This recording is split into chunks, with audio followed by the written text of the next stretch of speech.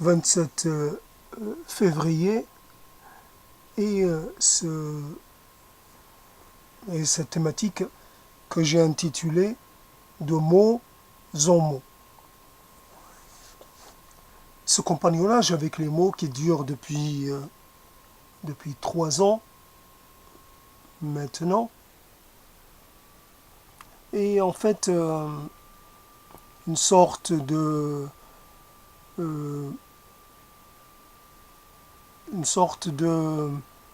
lutte contre, en partie contre le silence imposé, une sorte de volonté aussi de comprendre un peu ce qui se passe et le pourquoi d'une situation qui n'est pas, et c'est le moins qu'on puisse dire, satisfaisante. De mots sans mots pourrait évidemment faire glisser cela de mots avec X, UX au mot. C'est facile de faire cela, mais c'est aussi la réalité. Les mots sont là pour transcrire une réalité entachée ou teintée par la souffrance, par le sentiment d'inadéquation, une sorte de décalage avec l'environnement autour de soi, décalage de plein de nature, de mots en mots pour un peu traduire de cette impuissance qu'on a à faire en sorte que quelque chose change. J'entends chanter le merle.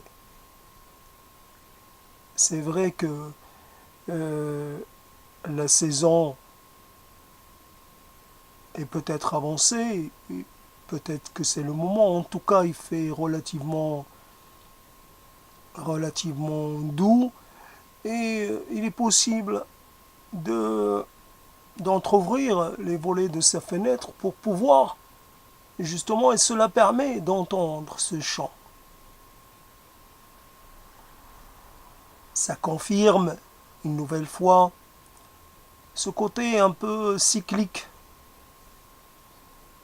mais cela aussi affirme d'une façon encore plus totale et plus indiscutable un peu le caractère un peu immobile de ma situation, le caractère un peu figé. Je suis là, je contemple, je fais le compte. Je contemple plutôt, c'est ce que je voulais dire. Je fais, le printemps passe, l'été passe, l'automne passe, l'hiver passe. Et ça revient. Un coup, l'hiver est un peu et se prolonge un peu. Un coup, c'est l'automne qui est un peu plus estival. Un coup, c'est un printemps qui n'est pas tout à fait très prometteur, il pleut, c'est gris, il pleut, il fait froid. Les 4 saisons demeurent cependant. On s'en rend compte évidemment à plein de choses et surtout, même quand on ne sort pas, il suffit d'entrouvrir la fenêtre pour entendre le chant du merle et d'une certaine façon être rappelé, au cas où on l'aurait oublié, que le printemps est sur le retour et de retour, que Le printemps est sur le pas de la porte. Il y avait une sorte de comportement un peu excité, un peu, je ne peux pas dire frivole, mais un peu, le printemps mettait au mouvement certaines choses. Il fut un temps où c'était une saison attendue, parce qu'elle aidait, parce qu'elle favorisait l'émergence du désir, l'expression du désir. Il suffit de regarder autour de soi pour être inspiré par une fleur, par la chaleur, par le côté renaissant des choses, par le côté vivant des choses. Le printemps, c'est le retour à une sorte d'exubérance, à une sorte de... tout est... tout s'exprime, tout est en ébullition. Il y a... Et quand on exprime un peu son désir, on ne fait que rejoindre le mouvement. On est en quelque sorte imprégné par le climat ambiant. De mots en mots pour dire à quel point les mots sont quelquefois le seul moyen qui reste, ou plutôt mais que ce moyen-là est un peu impuissant quand nous faisons appel à un mot précis pour décrire une situation.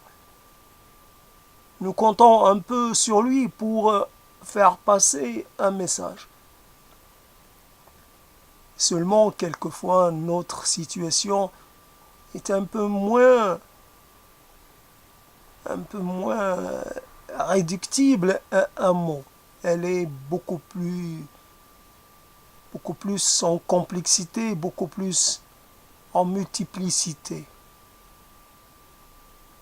Quelquefois, nous ne sentons pas très à l'aise, mais cela, nous n'arrivons pas à l'exprimer de façon claire. Nous pouvons nous sentir mal à l'aise en présence de quelqu'un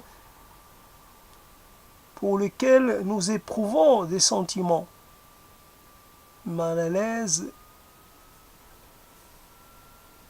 il y a sûrement des mots que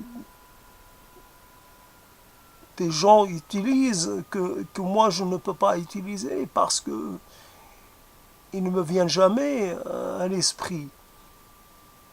Il y a des mots que je n'utilise pas parce que ils me sont un peu hors d'atteinte. Quelquefois, on a accès à une partie du langage et on n'a pas accès à tout le langage. Donc, c'est en partie le mot qui est défaillant en même temps. C'est moi qui suis aussi dans la défaillance ou dans l'incapacité à décrire une situation avec toutes ces nuances, avec toutes ces variations, de mot en mot. Nous avons l'habitude d'utiliser les mots pour nous décrire, pour décrire tout ce qui nous arrive. Quand nous parlons à l'autre, c'est avec des mots. Quand nous voulons faire comprendre quelque chose à quelqu'un, c'est avec des mots. Nous utilisons pour cela les mots que l'autre utilise. Et là, dès ce moment-là, commence un peu une sorte d'uniformité, voire une sorte de confusion. Je dis un mot et pourtant, je ne le définis pas de la même façon que toi tu peux le définir. Je ne mets pas dedans ce que toi tu pourrais mettre dedans. Un mot, c'est quelque chose d'instable dans le temps. J'exprime une chose et cette chose n'est que transitoire. Il n'y a pas de permanence. Pourtant, le mot voudrait faire croire à une chose, à quelque chose qui pourrait être de l'ordre de durable. J'ai un sentiment pour quelqu'un, ce sentiment est d'une certaine façon et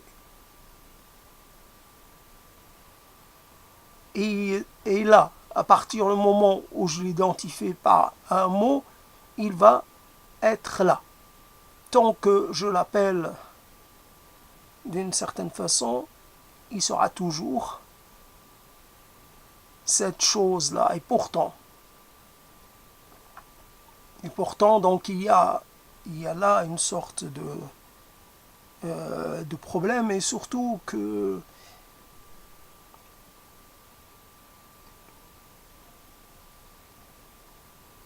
le mot est un outil.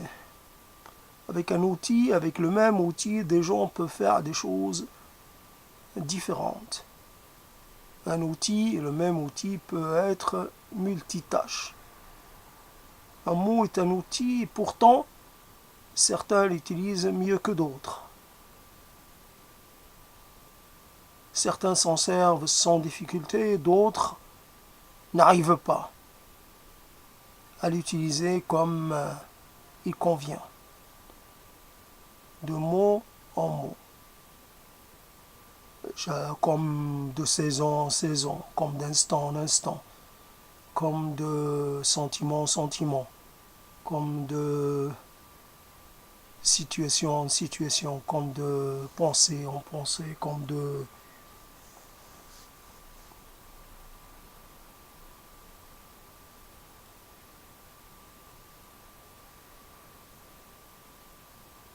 Quand je me tais, évidemment, qu'est-ce que j'utilise pendant ce moment où je suis en silence? Est-ce que j'utilise des mots? Est-ce que ces mots correspondent à la même chose, à la même catégorie mentale ou psychique que les mots que j'utilise quand je parle? Est-ce que quand je dis, quand je pense ou quand je voudrais penser à l'absence, est-ce que quand je vois un vide, et ce vide, est-ce que quand je le vois mentalement, est-ce que c'est le même vide que celui que j'identifie par le mot absence? La différence, d'abord, c'est la vitesse avec laquelle les choses se produisent. Un mot, c'est obligatoirement un temps. Ça dure un certain temps. Et même s'il est bref, même s'il est dit rapidement, ça prend un certain temps matériellement mesurable. La pensée, elle ne fonctionne pas de la même façon. La pensée peut voir, peut se représenter une situation entière. Une scène avec riche et protéiforme. Si on doit, par exemple, un tableau d'un paysage, c'est pas le titre qui va donner, qui va pouvoir un peu parler ou résumer la totalité du paysage. Un paysage, c'est beaucoup de choses en même temps. Il peut y avoir des éléments un peu très présents et des éléments qui restent un peu sur les marges. Et pourtant, le titre peut peut-être parler de ces comme nature morte. Est-ce que nature morte peut suffire pour parler de ce que la toile représente, met en scène? Il y a donc mentalement, il y a une autre, j'allais dire, temporalité que l'utilisation du mot comment dire, ne peut égaler.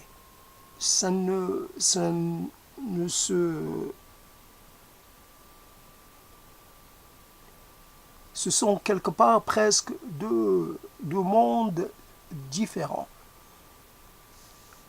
Et quand j'utilise un mot, je peux avoir l'impression que non seulement je suis obligé de tordre un peu ma bouche et selon des mécanismes précis, selon que quelque part je suis obligé de me conformer à quelque chose que j'ai apprise, mais d'une certaine façon, je dois l'air, je dois lui faire subir une déformation. Un mot, c'est une déformation de l'air. Et bien sûr, quand on s'est habitué à cette déformation, donc on l'utilise et ça a un sens pour l'autre.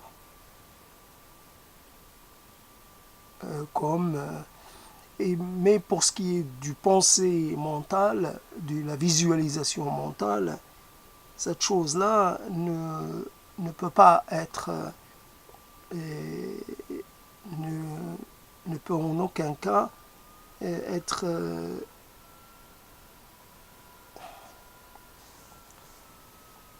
donc il y a comme une sorte de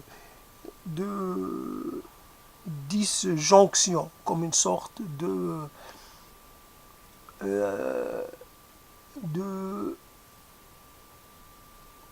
présence qui ne peut pas, une sorte de double présence, un double mouvement. Et voilà, il y a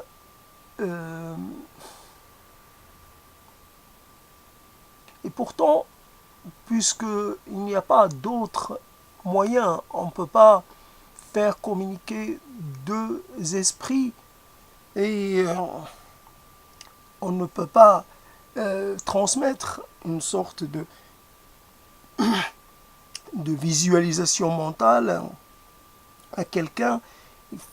Il faut absolument pour cela passer par les mots. Donc obligatoirement, comme en choisir des éléments et un peu sacrifier le reste. Donc le mot, il est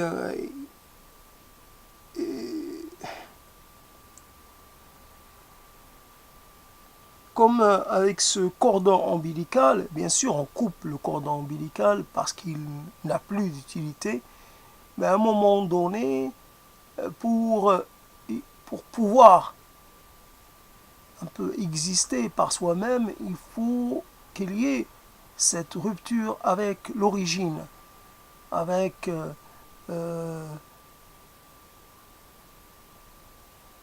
avec le lieu de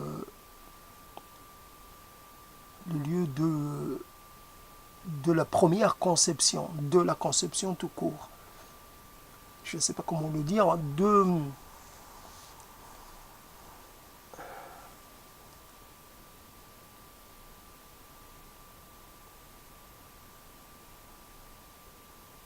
on a beau en fait essayer de, de comment dire, quand on voit, qu'on entend les langues du monde, au moins ou quelques-unes, quand on a entendu des sonorités différentes, plus par des claquements, plus par le choix de certaines, on dirait des consonnes, mais des bruits, des sortes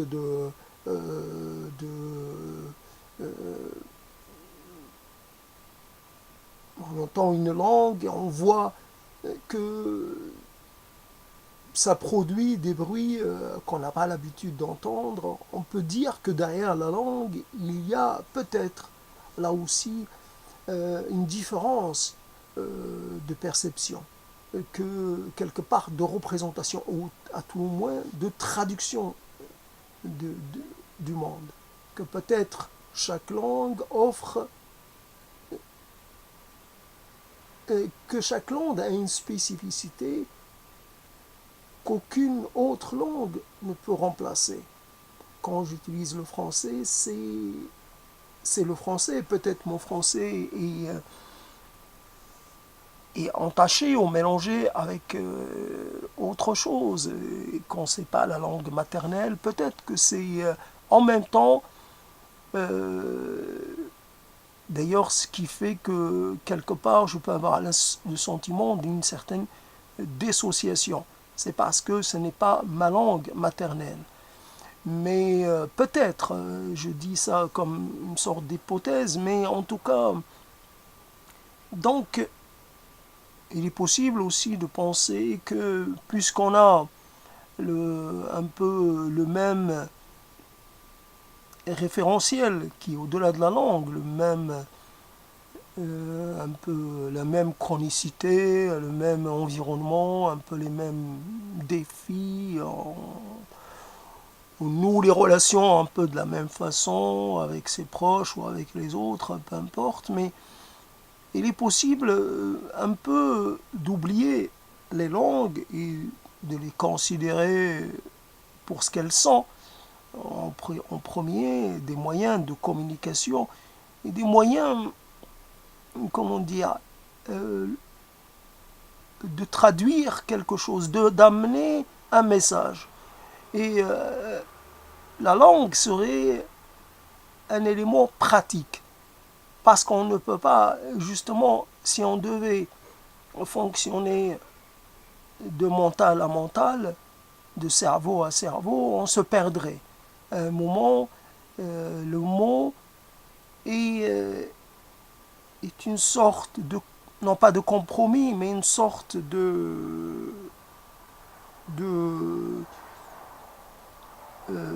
pis-aller, parce que autrement, si on devait, c'est le moyen le plus commode et j'allais dire, le plus consensuel, je sais pas, moi en tout cas, on va utiliser les mêmes mots, parce qu'on cherche d'abord à ce qu'il y ait une sorte de, de compréhension, même, même,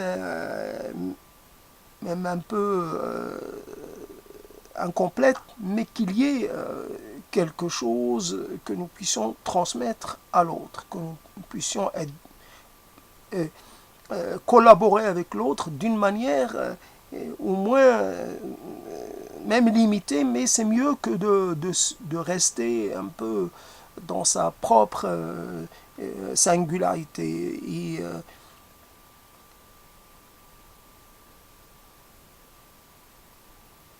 le mot, voilà, un peu une sorte de bouquet, une sorte de rosier. Pour offrir une rose, il faut d'abord la couper pour quelque part amener un message à quelqu'un, obtenir quelque chose de quelqu'un. Il faut couper la rose, il faut enlever les épines, il faut à un moment sectionner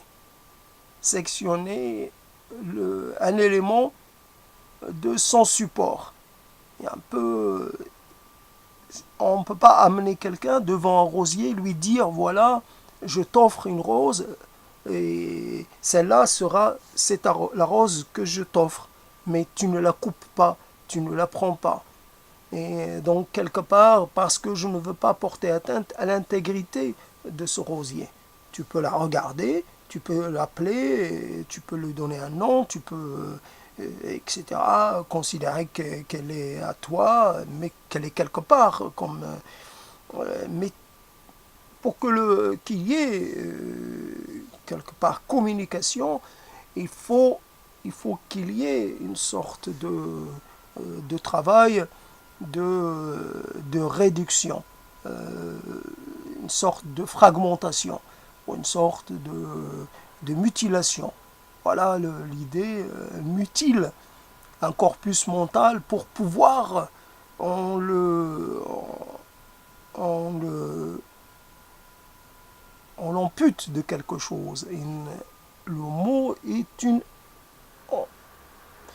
et la chose qu'on amène un peu, qu'on met à la disposition de l'autre. Et voilà en quoi il faut exprimer une certaine difficulté, une certaine. Il faut presque marquer un peu de la désaffection, de la résistance face à l'usage des mots.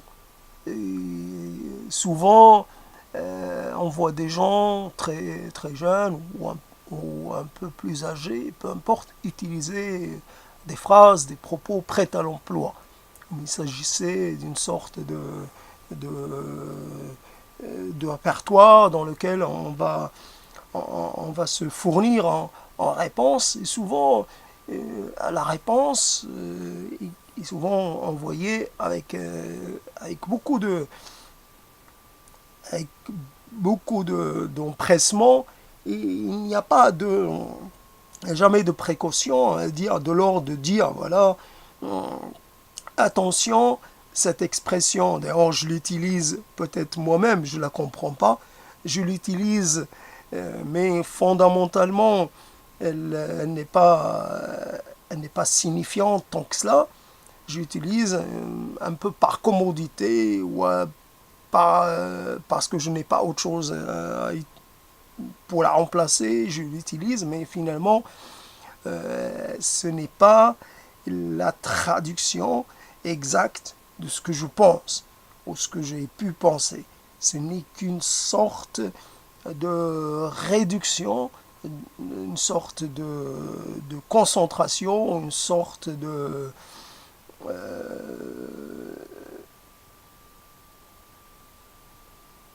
Et voilà donc de mots en mots. Et il peut y avoir un problème pour traiter d'un thème comme celui-là, parce que quand on a un peu cru dans les mots, à un moment donné, quand il y a eu des mots euh, tels que fidélité, tels que sincérité, tels que volonté de partager, quelque volonté, d'une certaine façon, don de soi. Il y a des choses comme ça. Euh, on pourrait dire que même il y a peut-être quelque chose de totalement. Il y a une insincérité fondamentale dans les mots. Quand je parle du don de soi, évidemment, ce n'est là qu'une posture. Et ce n'est là que quelque chose de provisoire. Je donne de moi provisoirement. Le temps de prononcer le mot, et je suis déjà passé à autre chose. La fidélité, c'est une chose à laquelle je peux aspirer, mais finalement, je ne la désire pas à longtemps. Je n'en veux pas tant que ça. Infidélité, c'est aussi une sorte, c'est aussi désirer que quelque chose puisse durer, et quand on sait que notre rapport aux choses il n'est pas inscrit dans la durée, nous évoluons. Nous évoluons dans le regard, dans l'intérêt que nous portons aux choses. La fidélité peut être une chose finalement lourde à supporter, une chose étouffante. Voilà, donc finalement, j'exprime une chose qui, qui est évidemment issue de moi, puisque c'est moi qui l'a dit. Mais je, je n'en affirme pas la paternité en continu. Je ne suis, on dira, comme si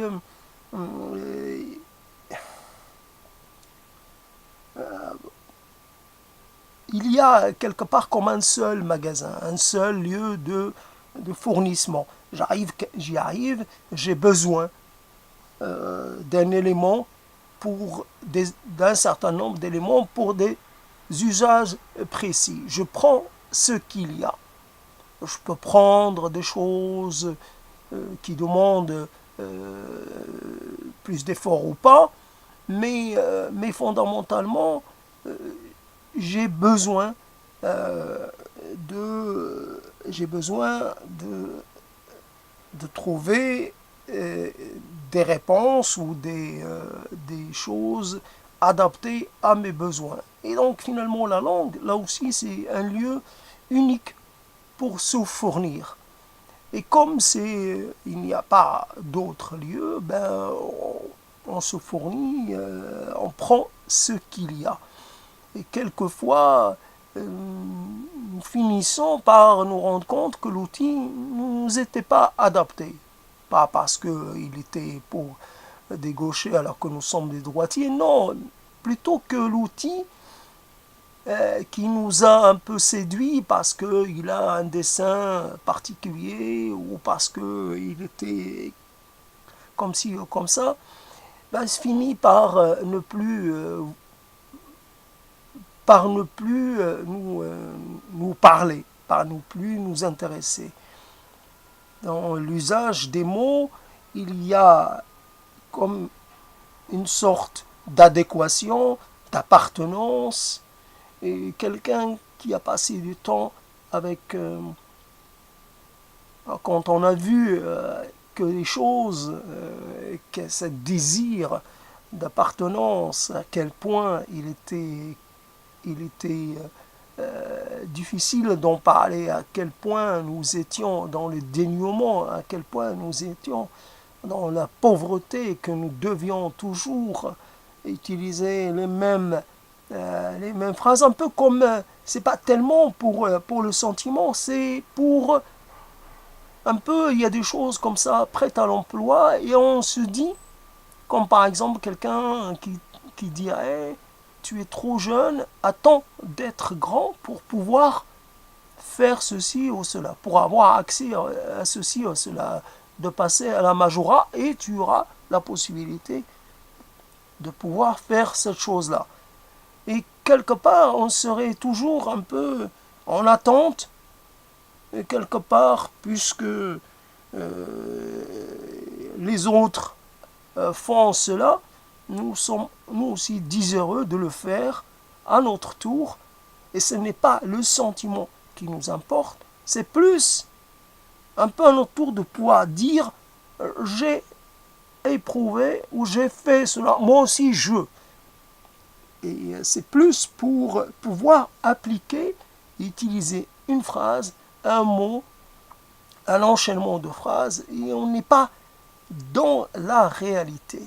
Il y a toujours derrière la personne qui nous intéresse autre chose. Il y a toujours une sorte de... Ce n'est qu'un premier, ce n'est qu'une première ébauche de quelque chose qui est en fait la personne.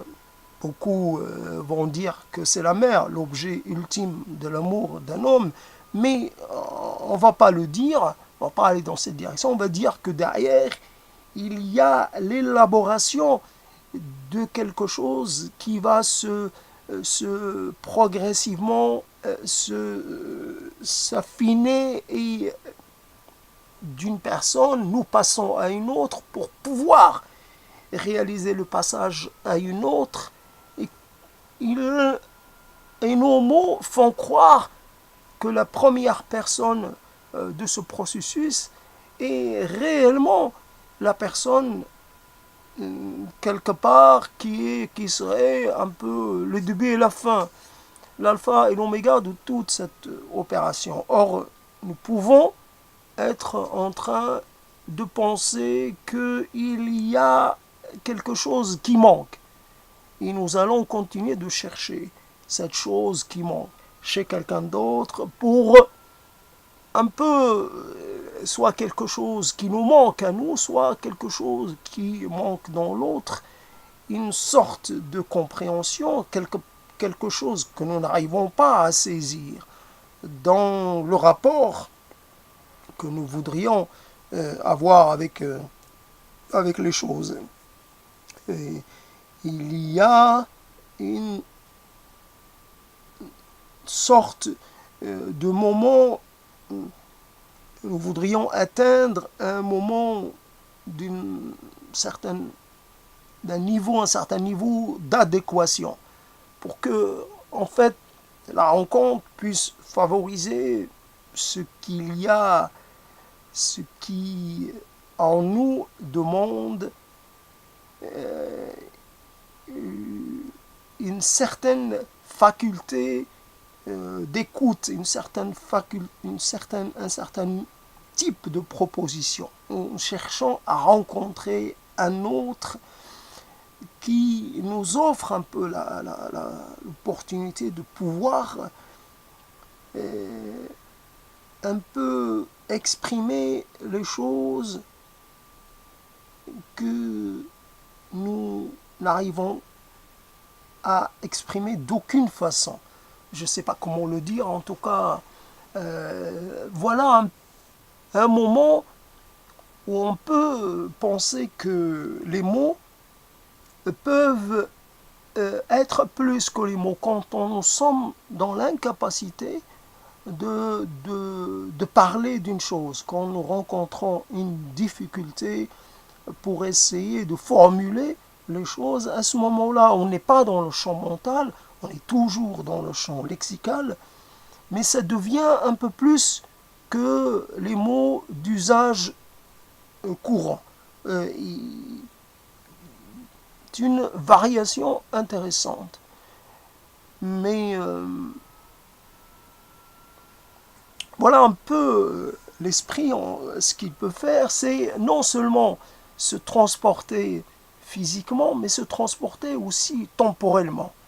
Il suffit d'un mouvement qui, évidemment, un mouvement mental, ne peut pas correspondre à un mouvement physique. Quand je cligne des yeux, ça prend un certain temps. Bien sûr, c'est bref, je ne me rends même pas compte, mais le temps, le voyage mental est d'une certaine façon est quelque chose d'unique. Comment je peux parler à quelqu'un, et là je viens de le faire exprès, de voyager mentalement, je ne peux pas dire à quelqu'un, voilà, j'ai fait des milliers de kilomètres, je suis allé à un moment qui a eu lieu il y a plus de 40 ans, il y a 50 ans, et je me suis retrouvé assis sous le soleil à côté de quelqu'un qui me regardait. Cette personne n'est plus de ce monde, bien sûr elle est toujours dans mon monde à moi, mais et comment en parler? Comment en fait ramasser, est-ce que le mot voyage mental même, est-ce qu'il est capable de dire un peu comment cela se fait? Et bien sûr, cela fait la singularité de chacun. Voilà un peu ce qui est, non pas l'individualité de chacun, mais la singularité de chacun, la particularité de chacun. Parce que nous avons en nous, chacun d'entre nous a ses propres un peu lieux comme ça de projection. Et évidemment, ces lieux, quand j'étais avec la personne à laquelle je viens de penser, j'étais seul avec elle. Donc il n'y avait personne d'autre. Et évidemment, elle n'est plus là pour pouvoir se projeter dans ce lieu spatio-temporel. Et moi, je suis là, je peux m'y projeter. Et je sais qu'il n'y avait personne. Donc je suis l'unique propriétaire de ce moment-là, ou de ce lieu, je ne sais pas comment dire. Et je ne peux l'expliquer à personne. Qu'est-ce qui fait que la chose se fasse? Qu'est-ce que cela dit de l'activité mentale? Qu'est-ce que cela dit de ce qui se passe en moi, de mon intériorité? Pourquoi j'existe dans mon passé plutôt que dans mon présent ou autre? Pourquoi cette personne continue d'exister en moi, contrairement à d'autres? Par exemple, pourquoi il y a une certaine omniprésence de certains et pas d'autres? Voilà un peu la chose, les mots, et souvent les mots, ce n'est pas quand un tribunal condamne quelqu'un. Quand on condamne quelqu'un, évidemment, quand on énonce le mot, on condamne à une certaine à une punition donnée. Évidemment, on ne dit pas, mais c'est contenu dans le mot, on ne dit pas nous allons te condamner à une vie avec un certain niveau de difficulté, à une absence de mouvement. Nous allons te condamner à vivre dans une sorte de confinement. Privé de liberté, c'est la seule chose qui est dite. Mais le reste n'est pas dit. Nous allons quelque part te réduire à quelque chose, à une partie de toi. Tu vas devoir vivre privé d'un grand nombre de tes capacités ou possibilités. Et il y a, quand je dis un mot, ce mot, certains mots me condamnent aux yeux de l'autre. Il me prive un peu d'un certain nombre de possibilités que j'aurais pu avoir dans la relation que je pouvais espérer avoir avec elle. Et il y a des mots qui nous condamnent à vivre dans l'imaginaire, dans l'esprit de certains, à vivre d'une certaine façon, à prendre une certaine place. Et pourtant, un juge qui condamne n'a pas présent à l'esprit un peu tout ce à quoi il va condamner l'autre. Pour lui, il dit, voilà, c'est privation de liberté, mais ce n'est pas, par exemple, privation de liberté, c'est au milieu d'autres personnes. On pourrait être condamné à être privé de liberté, mais dans un milieu, dans un lieu à part. On vous condamne à être privé de votre liberté dans un lieu où vous n'êtes forcé de cohabiter avec personne. C'est que vous êtes dans ce milieu, vous avez une condamnation supplémentaire, une sorte d'inconfort supplémentaire, c'est que vous devez supporter d'autres personnes avec vous, et puis les surveillants. Vous devez supporter vos co-détenus et puis les surveillants. Tout ce qui en fait fait la prison, le lieu de rétention, et qu'en fait vous allez subir, non pas seulement la privation de liberté, mais vous allez devoir obéir à des règlements, à un mode de vie, une, à une sorte vous allez être privé de votre capacité d'agir sur vous-même, et d'une façon que personne ne peut évidemment imaginer. Ça va au-delà des mots, ça va au-delà de ce que l'on peut observer. Et donc, souvent, nous disons des choses et nous ne pensons pas aux conséquences.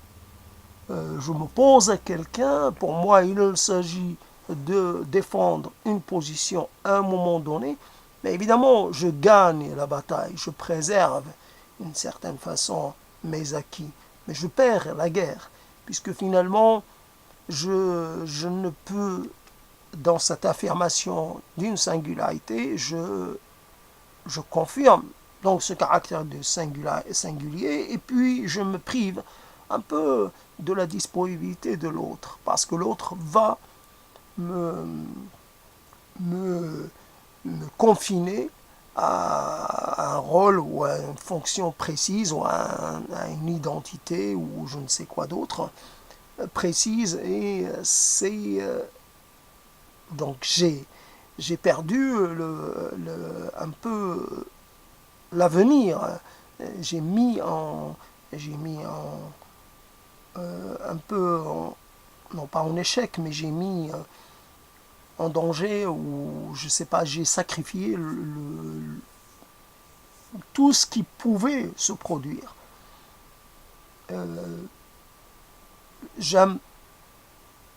J'interdis à quelqu'un la satisfaction d'un désir, et comme je m'interdis de satisfaire un désir parce que etc., j'interdis à quelqu'un de satisfaire un désir, et donc quelque part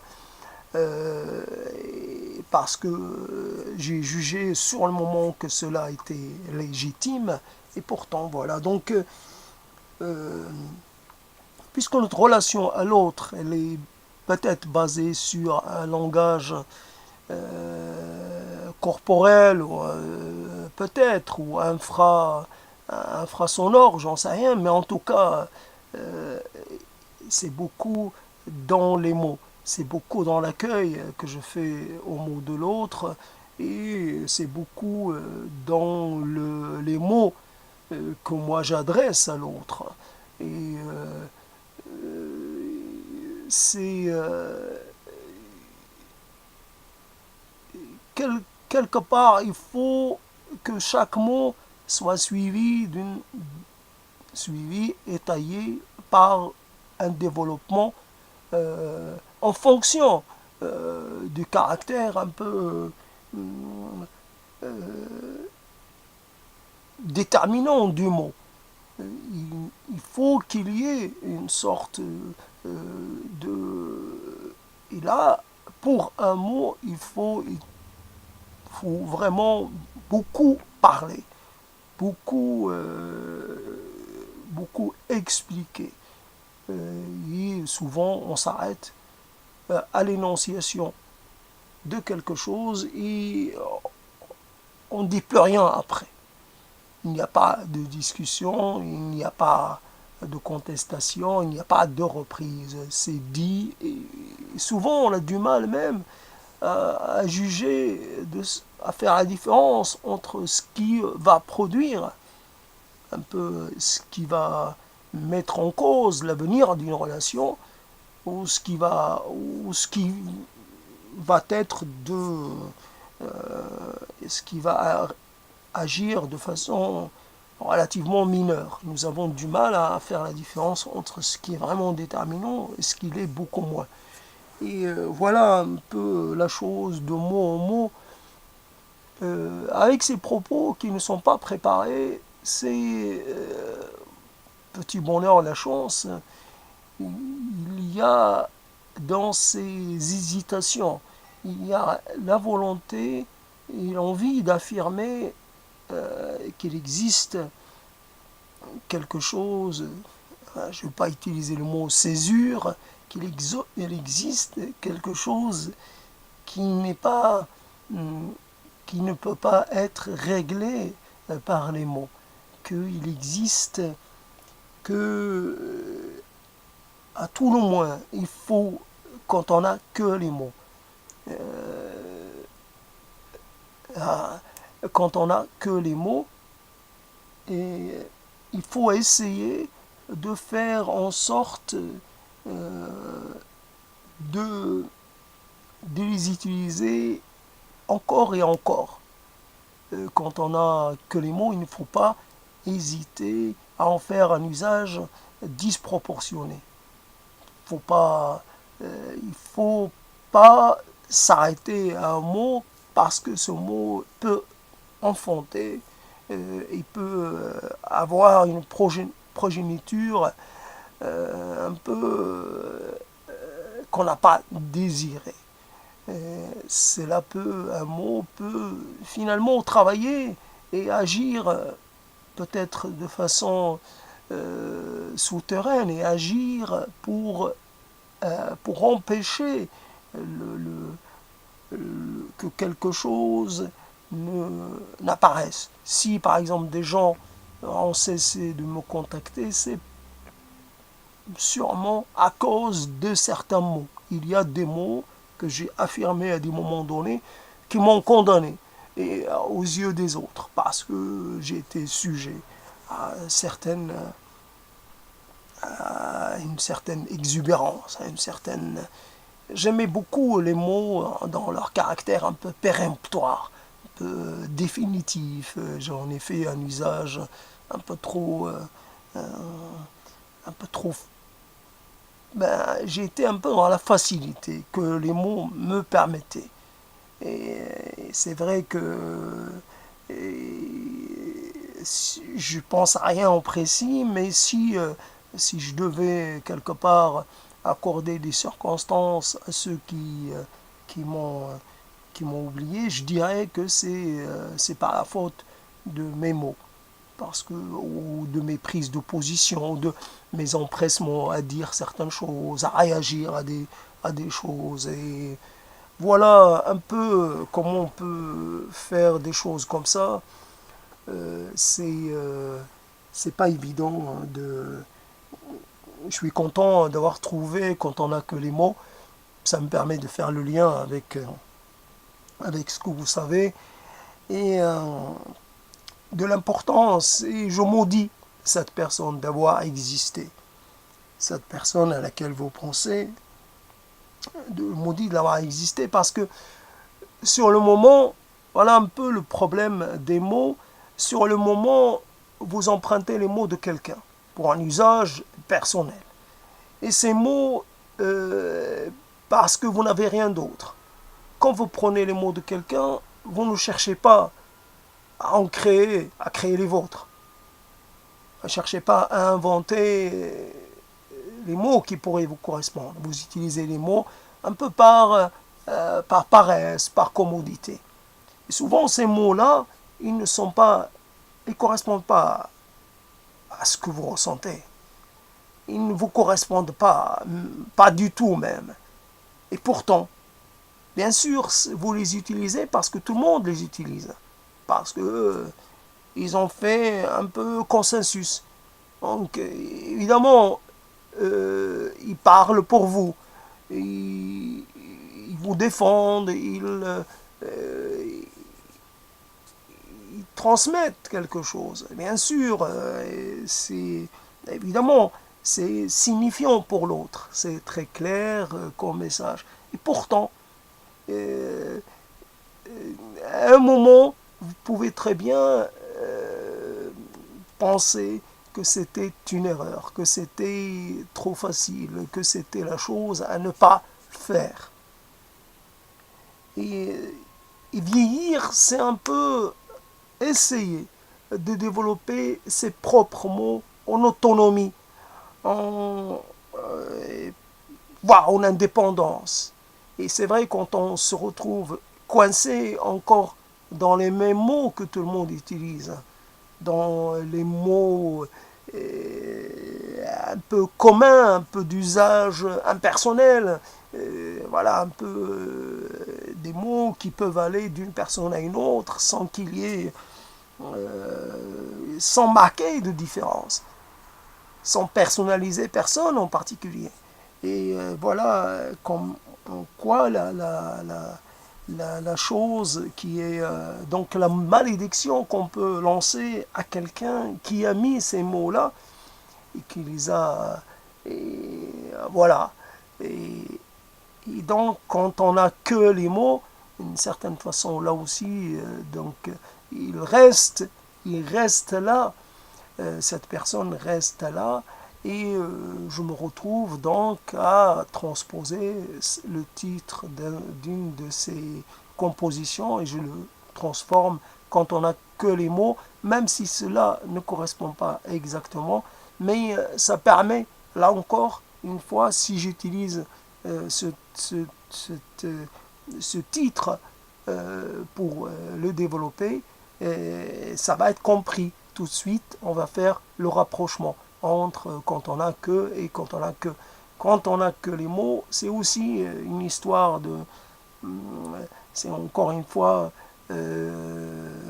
jeter la lumière sur, montrer à quel point il y a un sentiment d'impuissance, un sentiment de ne pas pouvoir passer à l'action. Bien sûr, des mots peuvent être le début d'une action. Bien sûr, un mot qu'on adresse à quelqu'un en particulier pour exprimer un besoin ou un désir particulier peut être le début d'un mouvement qui va finir par tout changer. Mais souvent, la réalité des besoins est une réalité difficile à faire passer à quelqu'un, à faire comprendre à quelqu'un, à faire saisir. Et dans la complexité d'une situation, et un peu c'est presque une complexité stérile. Ce n'est plus, il peut y avoir des complexités qui peuvent être finalement payantes à la fin. Et je m'intéresse au réel, le réel est complexe, mais cela ne me fait pas peur, cela ne me fait pas renoncer.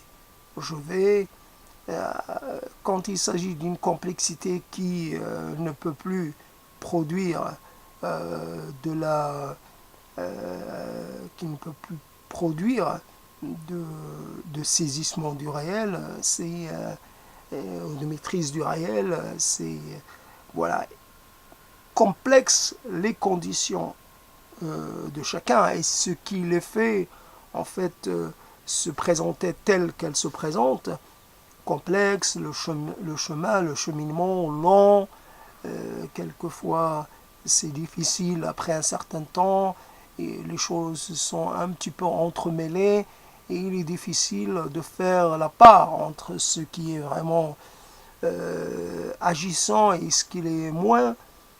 Mais voilà, donc quand on n'a que les mots, c'est vrai qu'on a encore les mots, qu'on a encore un restant de rêve. Est-ce que les mots, est-ce que les rêves c'est aussi des mots? Est-ce que est-ce que le désir, on peut le faire représenter par des mots? Là encore une fois, comme quelqu'un qui doit vous défendre, mais qui ne peut jamais, il n'a pas le temps de vous connaître. Vous devez lui expliquer votre situation et lui donner les éléments pour qu'il soit à même de vous défendre. Mais il ne peut pas il n'a pas le temps de vous écouter un peu parler de, de ce que vous êtes. Il doit recueillir des éléments bien précis. Voilà, les mots, ils ne peuvent pas transposer la totalité de ce que nous sommes. Ils ne sont qu'une infime partie de ce qui nous traverse, nous, nous anime, nous fait agir ou pas agir, nous maintient en vie ou nous donne envie de ne plus rester.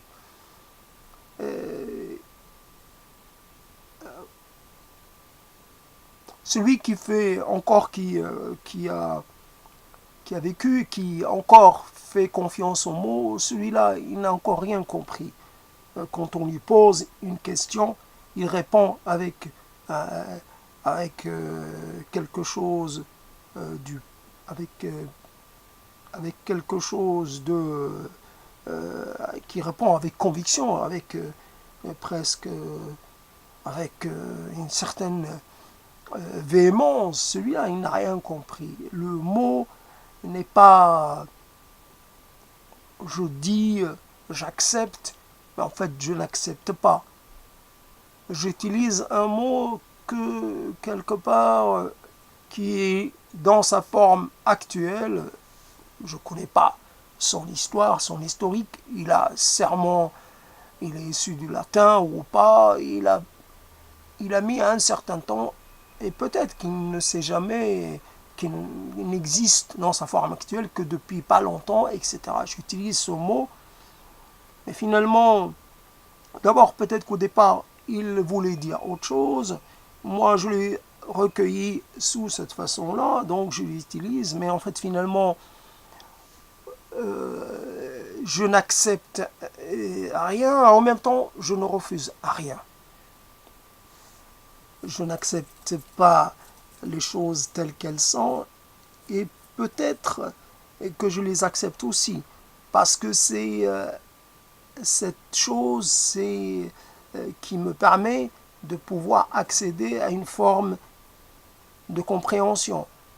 Si je peux parler d'une chose, et cette chose est désagréable, je ne peux en parler qu'à partir du moment où je l'ai vécu, où je l'ai approché. Si donc pour parler de la plénitude, pour parler de la totalité du monde, il faut être un peu avoir traversé un peu la totalité de ce qui est.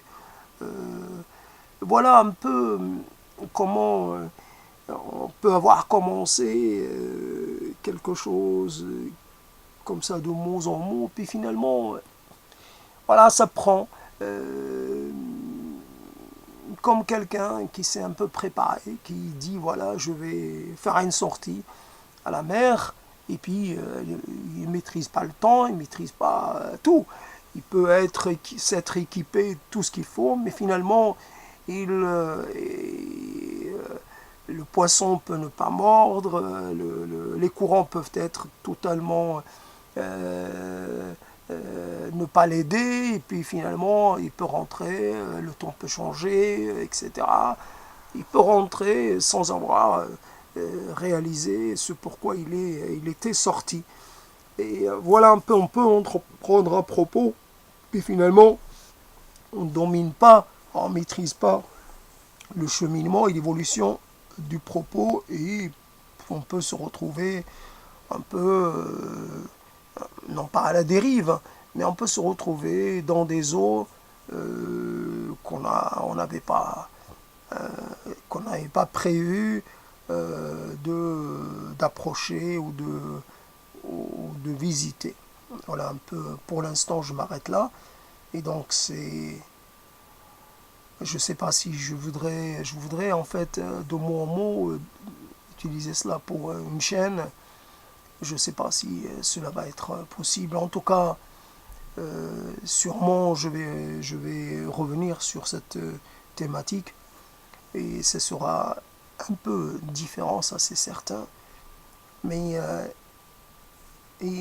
je suis sur une voie où je me rends compte de plus en plus que je ne confie pas tout aux mots, que je garde une certaine distance, voire que j'ai de la défiance vis-à-vis des mots, que finalement, comme je peux avoir une défiance vis-à-vis des choses, affirmer des choses vraies, comme de la vérité, comme des choses, comme de l'apparence des choses, comme même de la compréhension que je peux avoir des choses, et même dans l'inversion, quand je peux inverser les, les approches, même quand je retourne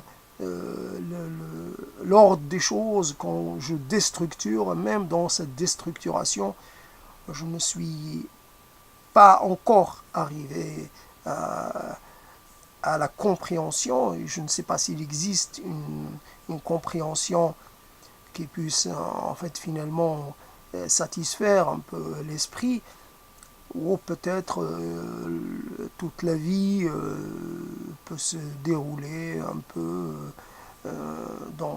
sous cette